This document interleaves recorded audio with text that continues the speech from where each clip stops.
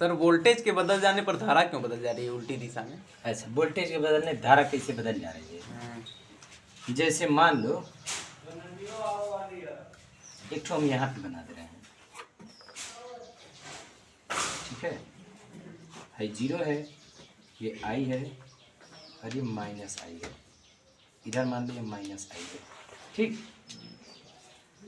तो जब ये उच्च विभव पर है, मान लो कि ये प्लस है ये माइनस है, ठीक है ना, यही दोनों टर्मिनल हैं और इसको मान लो कि हम यहाँ से कनेक्ट कर दे रहे हैं। जैसे ये ग्राफ है और ये तो वास्तव में है, ऐसा होता नहीं है, वैसे हम तुम लोगों को समझाने के लिए जोड़ दे रहे हैं इसको यहाँ से, ठीक। तो जब ये 90 अंश पे रहेगा तो फ्लक्स परिवर्तन मतलब उस टाइम अधिकतम चुंबकीय बल रेखाएं रहेंगी, तो इस समय ये प्लस रहेगा, ठीक, और ये माइनस रहेगा। तो ये उच्च विभव पर हो जाएगा और ये निम्न विभव पर हो जाएगा। तो उच्च विभव से निम्न विभव की ओर जब धारा चलेगी तो कैसे बहेगी? ऐसे। तो धारा ऐसे जा रही है कि नहीं? हाँ, धारा ऐसे जाएगी।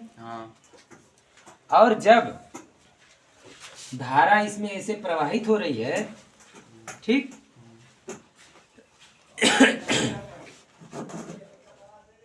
फ्लेमिंग के दाएं हाथ के नियम के अनुसार ही सही होता है जी। चुंबकीय क्षेत्र है, चुंबकीय क्षेत्र इधर है और ये चुंबकीय क्षेत्र है, इसमें प्लस वोल्टेज रहेगा, इसमें माइनस वोल्टेज रहेगा, यानी ऋण विभव पर रहेगा। अब मान लो कि धारा इसमें ऐसे जा रही है, ठीक, किसी समय, ये नहीं कि बिल्कुल एग्जैक्ट यही है, किसी समय जब इसमें प्लस रहेगा इसमें माइनस रहेगा वोल्टेज, तब धारा ऐसे जा रही है। और जब इसमें प्लस माइनस ऐसे वोल्टेज रहेगा तो विभवांतर होने पर ही धारा प्रवाहित होती है। और जब दोनों विभवांतर शून्य हो जाएगा तो धारा नहीं प्रवाहित होगी, विद्युत धारा। जैसे पानीय है, अगर पानी ही है तो अगर एक खाले है और कुछ ऊंचाई पर है तो दोनों को बीच में अगर एक पाइप द्वारा कनेक्ट कर देंगे तो ऊंचे से नीचे की ओर अपने आप धारा प्रवाहित होने लगेगी। और फिर इसको अगर हम इस डब्बे को, जैसे मान लो एक ऊंचाई पे डब्बा रख दिए, उसमें पानी भरा है, नीचाई पे रख दिए उसमें पानी खाली है, तो इसमें से पानी उसमें आने लगेगा, ठीक। अब अगर मान लो कि जब इसमें पानी भर गया तो इसको हम ऊपर कर दिए, इसको नीचे कर दिए, तो जिसमें पानी भरा हुआ था इसको ऊपर कर देंगे तो इसका पानी इसमें आने लगेगा, ठीक। फिर इसी तरह से अगर हम बार बार इसको ऊपर नीचे करते रहें तो जो पानी की दिशा है एक बार इसमें से इसमें जाएगी, फिर इसको ऊपर कर दिए तो इसमें से इसमें जाएगी। तो जिस प्रकार से इसको बदल ऊपर नीचे करने पर बदल रहा है, इसी तरह से जब ये घूमता है तो बार बार इसका धन और ऋण वोल्टेज बदलता रहता है। तो एक बार ये धन विभव पर हुआ, ये ऋण विभव पर हुआ, ठीक।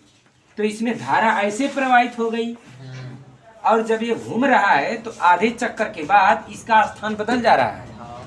जब आधे चक्कर के बाद इसका स्थान बदल जाएगा तो ये वाला जो धन था वो यहाँ आ गया, जब ये यहाँ आया तो ऋण हो गया, और जब ये वाला यहाँ पर आया तो ये धन हो गया। तब उस समय धन, जब ये वाला धन हो गया और ये वाला ऋण हो गया, तब धन से ऋण की ओर, धन से ऋण की ओर धारा बहती है। तो जब धन से ऋण की ओर धारा बहती है तो बस इसकी स्थिति खाली बदल जा रही है। जब इसकी स्थिति बदल जा रही है तो धारा विपरीत दिशा में प्रेरित होने लगेगी, ठीक है।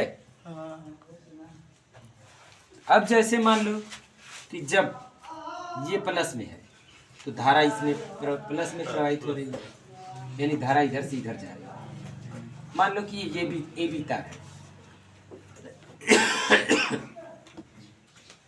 प्लस का मतलब ये आगे, प्लस का मतलब है मान लो कि आगे अग्र दिशा में धारा है। और जब ये ए बी तार यहाँ आ गया तब ए बी नहीं धारा जाएगी, बी ए में आएगी, मतलब कि माइनस में धारा हो जाएगी।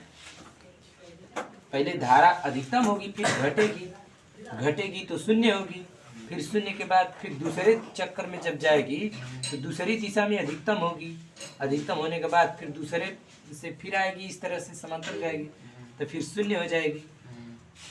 फिर शून्य होने के बाद फिर उसी पहले के अनुक्रम में, मतलब इस अनुक्रम में ऐसे जा रही है तो फिर प्लस हो जाएगी, फिर माइनस, फिर जीरो, फिर माइनस, फिर जीरो, फिर प्लस, फिर जीरो, फिर माइनस, फिर जीरो। इस तरह से इसमें धारा बार बार बदलती रहती है। और जब धारा बार बार बदलती रहेगी तो इसी को प्रत्यावर्ती धारा कहते हैं। ठीक है।